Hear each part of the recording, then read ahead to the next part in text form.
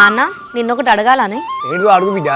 నాకు బీటెక్ అయిపోయినాక పెళ్లి చేస్తా అంటున్నావు కదా నాన్న, ఎట్లంటా నుంచి చేస్తావే? వాళ్ళకు వీళ్ళకు ఎందుకు బిడ్డ, మనకు బాగలేడా, బాగా ఇచ్చేద్దాం. బావకి నా ఆస్తులు ఉన్నాయా?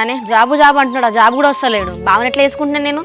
అట్లాగా బిడ్డ, నువ్వు ఉన్నది ఒక్కదానివే కదా. ఇప్పుడు నీ పెళ్లి చేస్తే ఉన్న ఆస్తి అంతా బావకే కదా, ఎవరు పోతుంది అది నీకు ఉన్నట్టు కదా. ఎవరికో తెలియని ఎట్లా బిడ్డ. ఇప్పుడు మన వాళ్ళు చిన్నప్పటి నుంచి మన చేతులను తెలియడు, మన దగ్గర ఉన్నాడు, చెప్పినట్టు తింటాడు.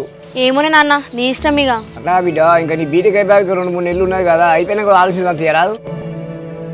ఏమైందిరా అన్వేష్, నీ మనసులో మాట అంకితకు చెప్తాను, చెప్పినావా? చెప్పిండ్రా సురేష్. కాకపోతే మొత్తం మా నాన్న ఇష్టమే నా ఇష్టం అంటాను. అంతా తీసుకుపోయి మా మామయ్య పెడతాను. ఇంకేంద్రా మరి, ఇట్లా మీ మామ నీకే ఇస్తాడు కదరా. ఇప్పటికైనా అంకిత మీద ఫోకస్ తగ్గించి స్టడీస్ మీద ఫోకస్ పెట్టు. అరే నువ్వు కూడా అట్లనే మాట్లాడతావేంద్రా? అంకిత ఇండైరెక్ట్గా నేనంటే ఇష్టం అని చెప్పేసి అంటానురా. అందుకే వాళ్ళ డాడీ మీద పెడతాను తీసుకొని పోయి. ఏ పిచ్చోడా, నువ్వు మళ్ళీ గట్లా ఆలోచిస్తావేంద్రా? ముందు జాబ్ తెచ్చుకో, జాబ్ వచ్చిన తర్వాత నీ దగ్గరికి వస్తారు అందరు.